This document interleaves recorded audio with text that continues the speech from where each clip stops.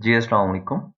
हम income from business का section 21 discuss कर रहे हैं net visible expense. Last video में मैंने पहले 2 पॉइंट डिस्कस किए थे काफ़ी डिटेल में। आज की इस वीडियो में हम थर्ड पॉइंट से डिस्कशन को स्टार्ट करेंगे। ठीक है? अब थर्ड पॉइंट में वो क्या कहता है? सेकंड पॉइंट में पहले रिवाइज करते हैं कि अगर ऐसा कोई टैक्स जो मेरे कस्टमर ने मुझे पेमेंट करते हुए विदहेल्ड कर लिया हो, इनकम टैक्स विदहेल्ड कर लिया हो, वो मेरा एक्सपेंस नहीं है बल्कि वो मेरा एडवांस टैक्स है जो मैंने कहाँ पर एडजस्ट करना है, टैक्स पेबल के अगेंस्ट एडजस्ट करना है। थर्ड पॉइंट सीधे लिंक करता है लेकिन जो उसके अपोजिट है। अपोजिट किस तरह से है? अगर आप देखें कि any expenditure from which the person is required to deduct और collect tax under the income tax ordinance 2001, लेकिन उस पर्सन ने, इंडिविजुअल ने, एओपी ने वो टैक्स कलेक्ट नहीं किया। वर्बली थोड़ा डिस्कस करते हैं कि क्या सिनेरियो है। टैक्स लॉ कहता है, इनकम टैक्स ऑर्डिनेंस कहता है, एक बिजनेस, एक पर्सन अगर अपने एक एम्प्लॉय को सैलरी पे कर रहा है और उसकी टोटल सैलरी पूरे साल की 6 लाख या उससे ज्यादा है, तो वो पेमेंट करते हुए जो उसका टोटल टैक्स एक्सपेंस बनेगा वो मंथली बेसिस पर काट कर गवर्नमेंट को, एफबीआर को जमा करवाएगा। जैसे कि ये मैं एग्जांपल ले रहा हूं, सपोज कर रहा हूं फिगर्स को। मैं, एक बिजनेस है एबीसी लिमिटेड, उसमें एम्प्लॉई हूं। अब मेरी जो एनुअल सैलरी है वो है 12 लाख रुपए। ठीक है? तो एबीसी लिमिटेड जब मुझे पेमेंट करेगी एनुअली 1 लाख रुपए मेरा सैलरी है मंथली और पूरे साल की बन गई 12 लाख रुपए। और मैं कहता हूं कि मेरा इस पर जो टैक्स है, तो मेरा टैक्स एक्सपेंस बनेगा वो बनेगा 12,000 रुपए बनेगा। ठीक है? तो टैक्स लॉ कहता है कि अगर कंपनी अपने किसी ऐसे एम्प्लॉय को सैलरी पे कर रही है जिसकी टोटल सैलरी 6 लाख या उससे ज्यादा है, क्योंकि 6 लाख से कम वाली टैक्सेबल सैलरी मेरी एग्जेम्प्ट होती है। ठीक है ना? आपने चैप्टर 4 में पढ़ा था। अब मेरी बनती है 12,000 रुपए, पूरे साल का एक्सपेंस बनता है। तो एबीसी लिमिटेड ने क्या करना है? एबीसी लिमिटेड जो मुझे नेट पेमेंट करेगी वो 99,000 की क्या करेगी? नेट पेमेंट करेगी। ठीक है? मुझे करेगी और 1,000 रुपए मेरा टैक्स विदहेल्ड कर लेगी।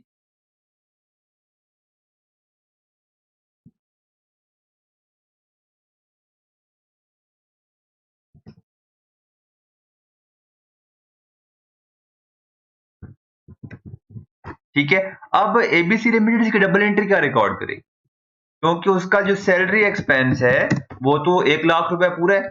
अब देखें, 1,000 रुपए जो मेरा मुझे काम पे कर रही है कंपनी, वो किसको पे करेगी? गवर्नमेंट को पे करेगी। सैलरी एक्सपेंस है पूरा 12 लाख रुपए। मैं मंथली एंट्री कर देता हूं, मैं महीने के मेरा एक्सपेंस है 1 लाख रुपए, पेमेंट मैं कर रहा हूं बैंक के हिसाब से, ये क्रेडिट 99,000, और मैं अपनी एक लायबिलिटी क्रिएट कर दूंगा विद होल्डिंग टैक्स पेबल 1,000 रुपए। लॉ कहता है कि अगर एक बिजनेस जिसने टैक्स विदहेल्ड करना था और उसने उस एक्सपेंस पर टैक्स विदहेल्ड किया है, तो मुझे कोई मसला नहीं है, आपको वो टैक्स अलाउ होगा, जैसे यहां पर अलाउ है।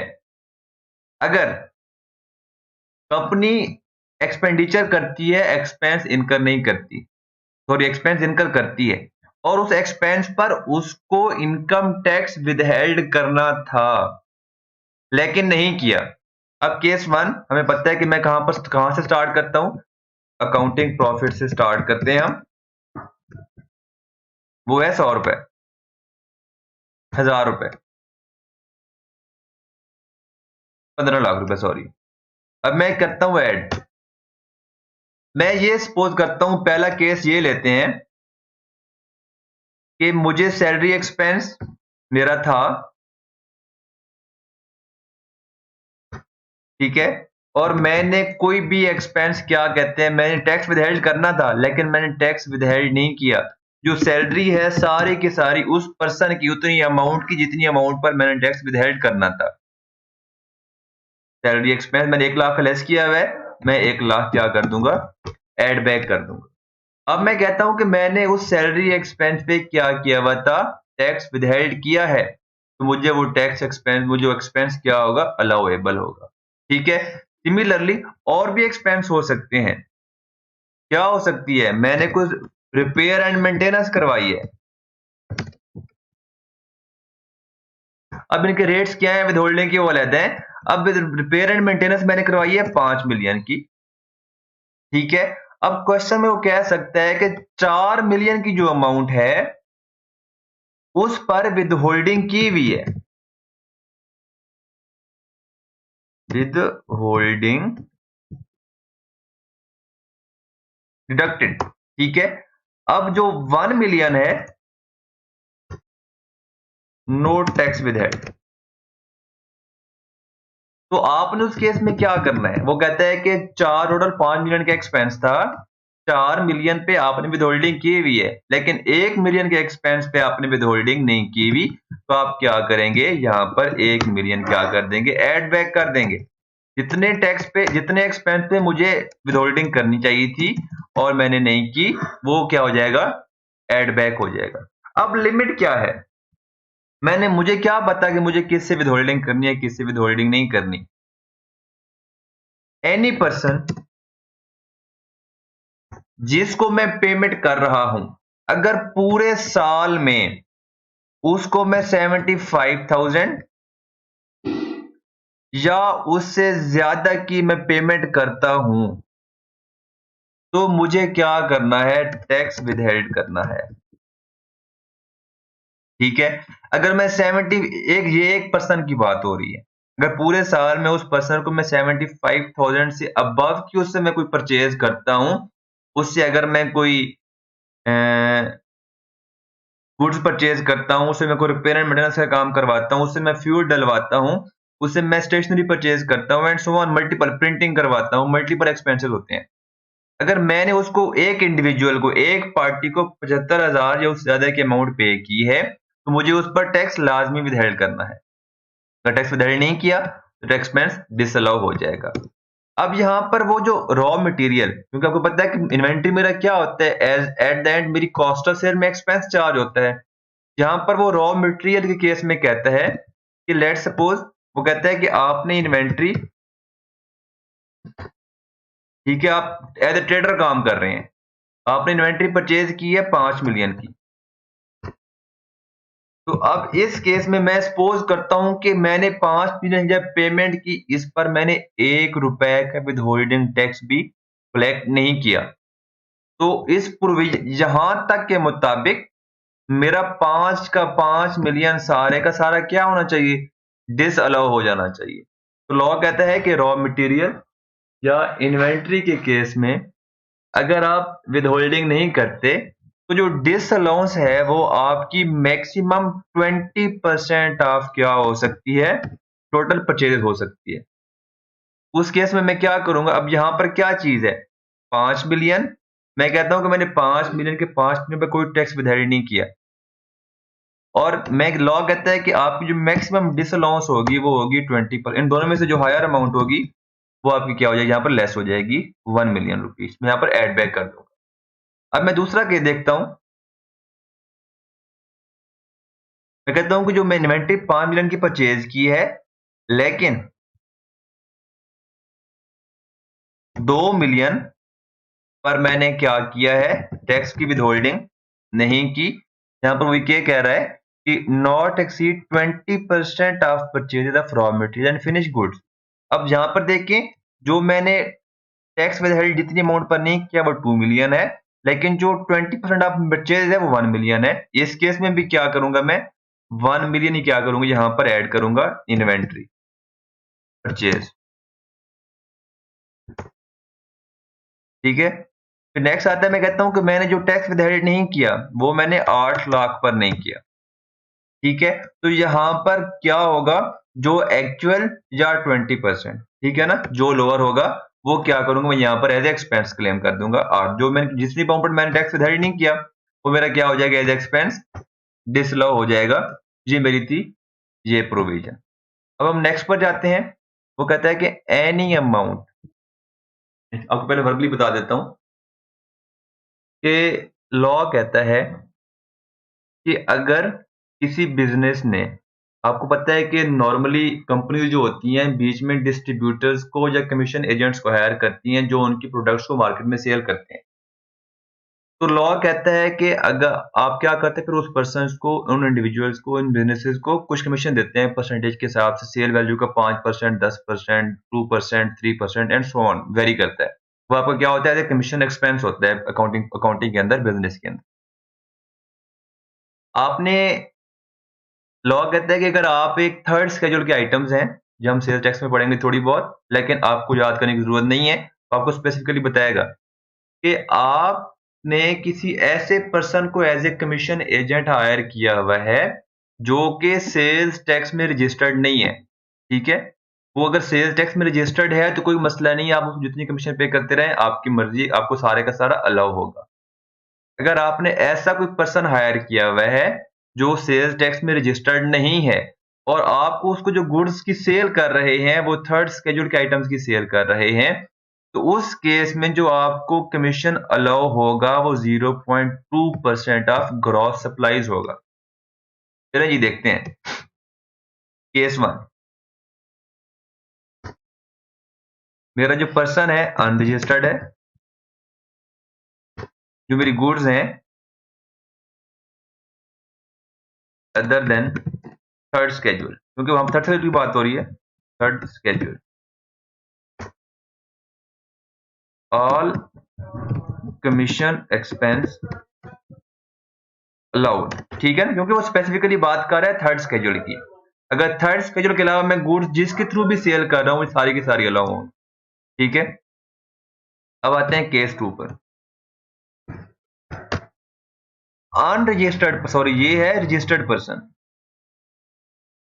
रजिस्टर्ड पर्सन मैंने हायर किया हुआ है एज ए कमीशन एजेंट और उसको मैं गुड्स सेल कर रहा हूं थर्ड स्केड्यूल की, ठीक है। All commission expenses allowed. अब आते हैं थर्ड केस की तरफ। ये मैं कर रहा हूं ताकि आपको इजीली समझ आ जाए। अनरजिस्टर्ड पर्सन, ठीक है, commission expense is allowed up to 0.2% of gross supplies to that person, ठीक है। अगर मैंने जो अनरजिस्टर्ड पर्सन है उनको टोटल जो मैंने एक्सपेंस पे, तो जो सप्लाईज की हैं, सेल्स की हैं, गुड जो उनके थ्रू मैंने सेल की हैं वो है 100 मिलियन, ठीक है। और मैंने जो एक्चुअल में पे किया है कमीशन उनको, वो मैंने पे किया 5%, ठीक है। मैंने पे किया 5%, ये 5%, लेकिन जो मुझे अलाउ होगा वो कितना अलाउ होगा, 0.2%। देख रहे हैं आप। अब मैंने जो एक्चुअल एक्सपेंस पे किया है, जो मेरा प्रॉफिट के अंदर से, जो मेरा अकाउंटिंग प्रॉफिट में इनकम मैंने लेस किया होगा, वो कितना मैंने लेस किया होगा, 100 मल्टीप्लाई बाय 5%, 5 रुपए। लेकिन जो मुझे अलाउ है वो है 0.2%। यहां पर आप देखें वो कितना है, 0.2%, ठीक हो गया। ये मैं कहता हूं 100 मल्टीप्लाई बाय ये अमाउंट। अब मेरा डिसअलाउड एक्सपेंस कितना होगा, डिसअलाउड एक्सपेंस कितना होगा, 4.8, क्योंकि 0.2% मुझे अलाउ है, उसके ऊपर जो मेरा होगा वो सारे का सारा क्या हो जाएगा, डिसअलाउड हो जाएगा। जो मैं यहां पर आकर इधर, ये यहां पर आकर मैं क्या कर दूंगा, 4.8% ऐड कर दूंगा, ठीक है जी। मेरा पॉइंट यहां पर क्लियर हो गया। अब आते हैं नेक्स्ट पॉइंट की तरफ। Any entertainment expenditure in excess of such limits. ये जो लिमिट्स हैं ये अमाउंट्स की नहीं है। इंटरटेनमेंट एक्सपेंस नॉर्मली आपको सारा अलाउ होता है। ये डेफिनेशन है कि कौन सा आपको अलाउ होता है, कौन सा अलाउ नहीं होता। ये डिफरेंट चीजें लिखी हुई हैं, आपने पढ़ लेनी है। हर किस्म का इंटरटेनमेंट एक्सपेंडिचर जो कि बिजनेस पर्पज के लिए है, बेशक आप कोई एनुअल डिनर कर रहे हैं जिसमें incurred entertainment on the meeting of share holders, agents, directors और एम्प्लॉयज। ठीक है, कोई ब्रांच ओपन कर रहे हैं, आप उस पर कोई एक्सपेंस कर रहे हैं, वो आपका क्या होगा, आपको एक्सपेंस लॉ होगा। आपके कोई फॉरेन सप्लायर्स हैं, आपके लोकल सप्लायर्स हैं जो पाकिस्तान में आए हैं, आपने उन पर कोई एक्सपेंस किया है, सारा कुछ आपको लॉ होगा। लेकिन जो मेन चीज आपने ख्याल करनी है, वो ये ख्याल करना है कि वो आपका एक्सपेंस होलली आपका बिजनेस पर्पज के लिए होना चाहिए। ठीक है, ये 2 पॉइंट्स हम नेक्स्ट वीडियो में डिस्कस करेंगे। अभी मैं छोटी वीडियो को शॉर्ट कर रहा हूँ, छोटे-छोटे पॉइंट हम यहाँ पर डिस्कस कर लेते हैं। ठीक है, एनी फाइन, पेनल्टी पेड और payable by the person for the violation of any law.